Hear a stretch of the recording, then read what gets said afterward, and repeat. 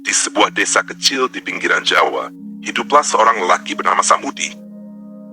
Sejak muda, ia dikenal sebagai pria yang rajin bekerja. Namun, nasib seolah tak pernah berpihak padanya.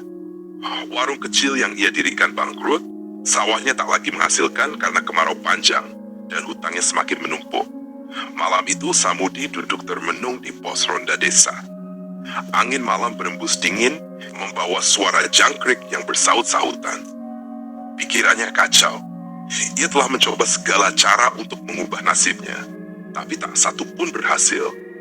Saat ia masih larut dalam pikirannya, tiba-tiba seorang pria tua muncul dari kegelapan.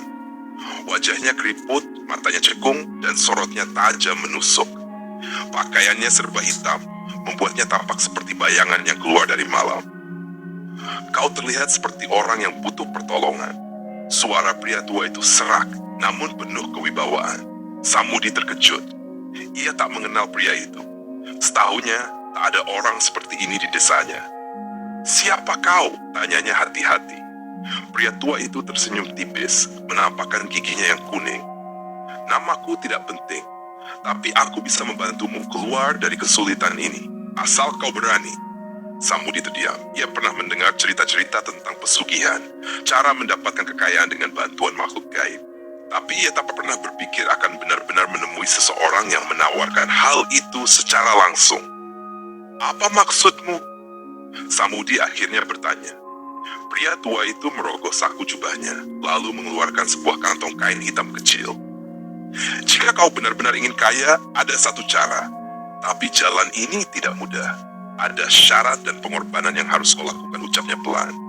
Samudi menelan ludah. Hatinya berdebar kencang. Ia tahu ini bukanlah jalan yang benar, tapi pikirannya yang kalut impitan ekonomi membuatnya ragu untuk menolak. "Apa yang harus aku lakukan?" tanyanya dengan suara bergetar. Pria tua itu menatapnya lekat-lekat, seakan menilai seberapa besar tekad Samudi.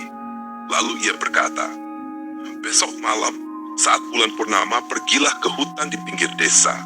Bawa kain hitam ini. Akan ada seseorang yang menunggumu di sana. Ia akan memberitahu langkah berikutnya." Setelah berkata demikian, pria itu bangkit berdiri dan melangkah pergi, menghilang dalam gelap. Samudi duduk terpaku, masih memegang kain hitam di tangannya. Hatinya bergolak. Apakah ia benar-benar akan mengambil jalan ini? Namun saat ia mengingat hutang-hutangnya yang semakin menumpuk dan keluarganya yang kelaparan, keputusannya malam yang menentukan. Keesokan harinya, Samudi merasa gelisah sepanjang hari. Ia tak banyak bicara, bahkan kepada istrinya, Sari. Ia hanya mengatakan bahwa ia akan pergi malam ini untuk mencari jalan keluar dari kesulitan mereka. Saat malam tiba dan bulan purnama menggantung di langit, Samudi menyelinap keluar dari rumah. Ia mengenakan pakaian hitam dan membawa kain yang diberikan pria tua itu. Hutan di pinggir desa tampak menyeramkan. Pepohonan tinggi menjulang, ranting-rantingnya seakan mencakar langit. Angin berhembus dingin, membawa suara burung hantu yang terdengar seperti jeritan dari dunia lain. Setelah berjalan cukup jauh, Samudi tiba di sebuah tanah lapang kecil yang dikelilingi pepohonan rimbun. Di sana, berdiri seorang pria berjubah hitam, wajahnya tertutup tudung yang lebar. "Kau Samudi?" Suara pria itu berat dan dalam. Jawab Samudi, meski suaranya sedikit bergetar. Pria berjubah itu mengangguk, lalu meletakkan sesuatu di tanah. Samudi memperhatikan dengan saksama. Seekor babi hitam kecil dengan mata merah menyala berdiri di hadapannya. "Inilah jalan menuju kekayaan," kata pria itu. "Tapi sebelum itu kau harus menjalani ritualnya. Ini bukan hanya sekadar meminta, kau harus memberikan tumbal sebagai gantinya." Samudi merasakan darahnya berdesir. "Tumbal?" tanyanya dengan suara lirih. Pria berjubah itu tersenyum samar. "Setiap kekayaan ada harganya. Kau harus rela mengorbankan seseorang yang dekat denganmu. Seseorang yang darahnya bisa menguatkan perjanjian ini." Samudi terdiam. Hatinya berperang. Ia menginginkan kekayaan, tapi apakah ia sanggup mengorbankan seseorang ia kenal? Di depan matanya, babi hitam itu menatapnya, seakan menunggu keputusan. Dan malam itu, tanpa ia sadari, hidupnya tak akan pernah sama lagi. Samudi berdiri di tengah hutan, menatap babi hitam bermata merah yang kini berdiri di hadapannya.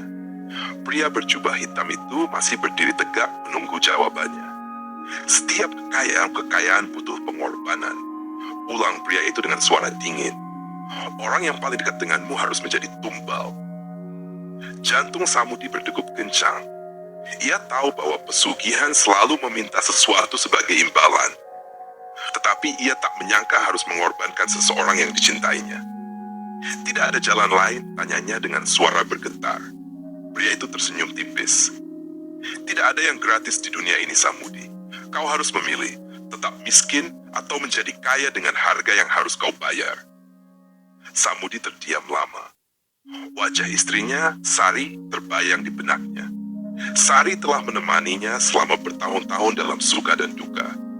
Tapi di sisi lain, ia telah lelah hidup dalam kemiskinan, lelah dihina, lelah merasakan perut lapar setiap malam. Tangannya mengepal. Akhirnya dengan suara lirih ia berkata, "Aku setuju." Pria berjubah itu mengangguk. Ia menyerahkan sebilah belati hitam kepada Samudi. Mata belati itu berkilat tajam di bawah sinar bulan. Malam ini juga, kau harus melakukannya.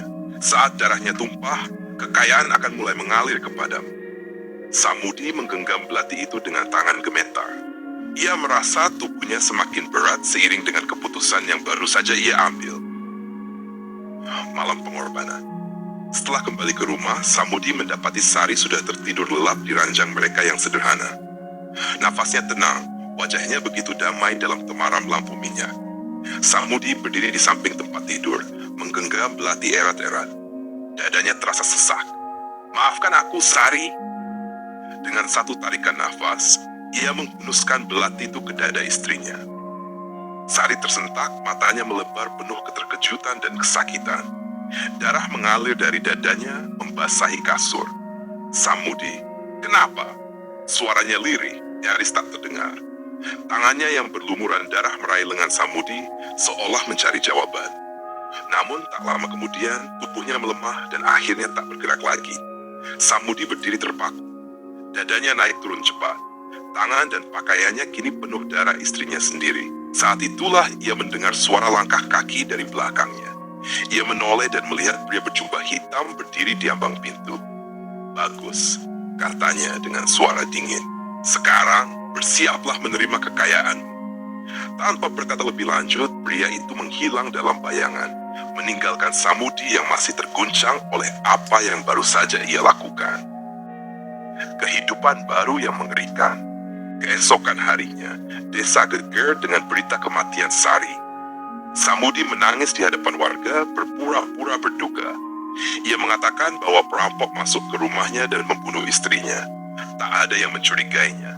Semua hanya merasa kasihan. Namun yang lebih mengejutkan, tak lama setelah kematian Sari, kehidupan Samudi mulai berubah. Ia tiba-tiba menemukan kantong tong emas di belakang rumahnya. Tanahnya yang dulu kering, kini menghasilkan panen berlimpah. Warung kecilnya yang dulu sepi, kini penuh pelanggan. Dalam waktu singkat, ia menjadi orang terkaya di desa. Orang-orang mulai berbisik, bagaimana bisa Samudi tiba-tiba kaya? Namun, tak ada yang berani menuduhnya terang-terangan. Samudi sendiri mulai menikmati kehidupannya yang baru. Ia membeli rumah besar, ternak yang banyak, dan mempekerjakan beberapa orang sebagai pelayan. Namun, di balik semua kemewahan itu, ada sesuatu yang mengusik jiwanya. Setiap malam, ia mulai mendengar suara-suara aneh di rumahnya. Suara langkah kaki yang tak terlihat, bisikan-bisikan samar, hingga suara tangisan perempuan yang terdengar begitu familiar. Suatu malam, saat ia terbangun di tengah malam, ia melihat bayangan seseorang berdiri di sudut kamar. Sari. Wajahnya pucat, matanya kosong, dan darah masih mengalir dari lukanya. "Kenapa kau lakukan ini, Samudi?" Samudi berteriak ketakutan. Ia berlari keluar kamar, tapi suara tangisan itu terus terdengar, menghantuinya setiap malam. Namun, itu bukan satu-satunya teror yang ia alami. Babi hitam yang dulu ia lihat di hutan, kini sering muncul di sekitar rumahnya. Matanya yang merah menyala menatapnya dari kegelapan. Beberapa warga desa mulai curiga. Ada yang mengaku melihat bayangan babi besar berkeliaran di sekitar rumah Samudi pada malam hari. Beberapa pemuda desa akhirnya memutuskan untuk berjaga dan mengintai rumah Samudi. Suatu malam, mereka melihat sesuatu yang mengerikan. Seekor babi hitam raksasa berkeliaran di pekarangan rumah Samudi. Namun, yang lebih mengerikan lagi, bayangan babi itu tampak menyerupai wajah Samudi sendiri. Para pemuda itu lari ketakutan dan melaporkan kejadian itu kepada yang tak terhindarkan. Malam itu, warga desa berkumpul di depan rumah Samudi dan obor dan senjata. Mereka berteriak, menuduhnya telah melakukan pesugihan babi ngepet. Samudi panik. Ia berusaha menyangkal, tapi tubuhnya mulai merasakan sesuatu yang aneh. Tiba-tiba, ia merasa tubuhnya menjadi berat. Tangannya melemah, kulitnya menghitam, dan wajahnya mulai berubah. Ia menjerit ketakutan. Dagingnya menyusut, tangannya berubah menjadi kaki hewan. Wajahnya semakin mendekati bentuk babi. Ia berusaha berlari, tapi tubuhnya kini telah benar-benar berubah menjadi babi hitam yang dulu ia lihat di hutan. Warga desa yang melihatnya langsung berteriak kaget dan ketakutan. Bunuh babi ngepet itu. Tanpa ampun, mereka mengeroyok dan membunuh babi itu dengan kayu dan senjata tajam. Saat tubuh babi itu tergeletak tak bernyawa, pria berjubah hitam muncul di antara kerumunan. Ia tersenyum puas.